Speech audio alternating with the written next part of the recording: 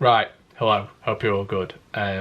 This is a video that, well, I didn't know if I was going to make, I wasn't sure, but for me it was something that I think we need to delve into because it's been a while since we've done something like a sit down. I think the last one we did was, I know we did the predictions, but just talking about something serious, which of course the last thing we did was talk about the FA Cup and why people shouldn't kill it. But today we're talking about non-league, which is something that has helped build the channel over the last 6 years or so now. But for me, the important thing is we're talking about financial side of it, because recently there's been clubs that have really been struggling.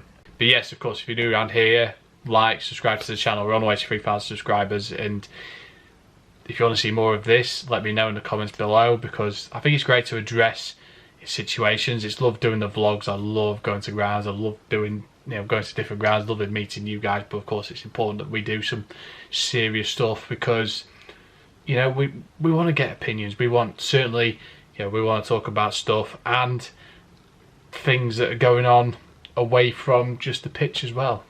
So if you're a non-league geek like I am, and you probably have seen that Walsall Wood have resigned from the Northern Premier League Midlands, which it's a real tough one, because again, another football club has been thrown to the dogs effectively. But it is sad, the fact that we've seen another club with financial problems forcing to be expelled from the league as well. It's not great. It isn't great at all. Now, one of the reasons why Walsall Wood had resigned was, according to a couple of the articles that have been floated around very recently, that former manager Ian Long had claimed that the players hadn't been paid at all, and neither had he. So again, you take it what it is, whether the club had outpaid itself with the players that they had, whether they tried to grow the team too quick too soon. It's really subjective when it comes to it. Now, again, I'd love to reach out for a comment or anything like that with the football club, or even Ian Long if he wants to talk about it with me. But it is very, very sad that, again, we only just recently saw Walsall Wood, I think it was about a month, even started this month actually, when they played Shepshed Dynamo. So of course at the time of this recording, but it's real. Again, it's frustrating, the fact that is this kind of risk and reward when it comes to non-league. And again, you've got your clubs that have got the big budgets that have been able to, I mean, Macclesfield, Worksop, those kind of, even Billericay Town back in the day when they had Glenn Tamplin as their owner. They had a big budget, they had the big dream of Football League one day, and it all goes wrong because when things grow too big, the team grows too big too quickly away from the club, it's very, very difficult. And for me, the important thing is that you've got a football club, certainly for the local community, that's there to be supported. So it goes on in the statement to say that, according to the club secretary, which is Casey Boswell, has said that there was a lack of communication from the club's long-time owner, which was Justin Hodkins, over the recent times. So again, what the statement is reading, the fact that there was a lack of communication, and it ends up costing the football club. And in a statement it says, "We do regret that Walsall Wood announced its resignation from the Northern Premier League Midlands effective immediately. Despite the unwavering dedication and hard work of our volunteers, we have reached a point where we're unable to sustain the first team. The club's junior teams will continue to operate," and the club's statement concluded, "We'll look forward to a new chapter of Walsall Wood, focus on our grassroots development and community engagement." For me, as a football fan, I think it's really, really disappointing to hear things like that. It just makes me sad. Like I say, I don't want any club to go out of business, but the way that it's been handled, the way that the club has gone, I think it's absolutely appalling.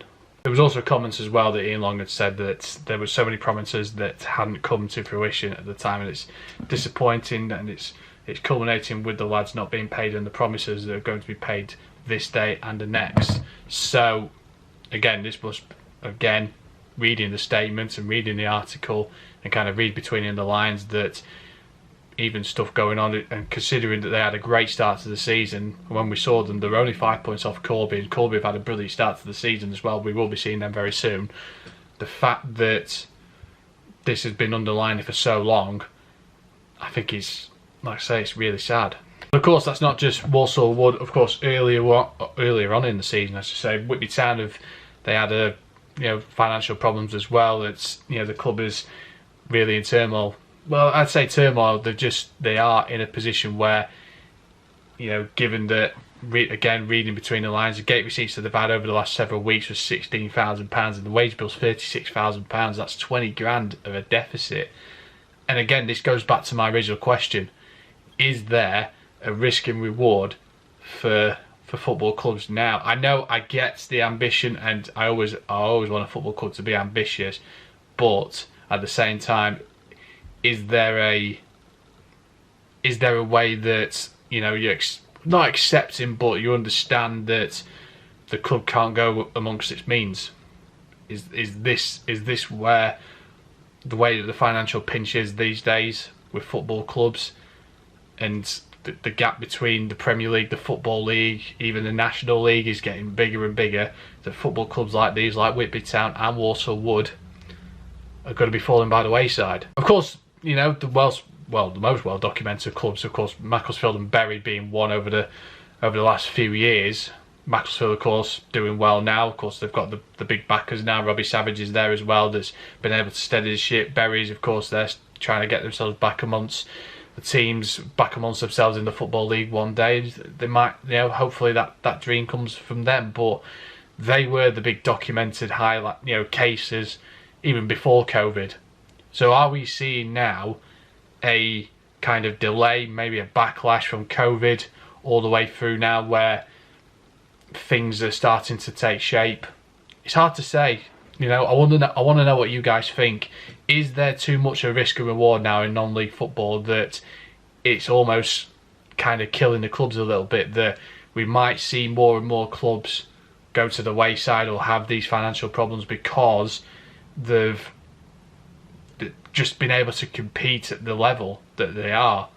The amount of the wages that players want these days.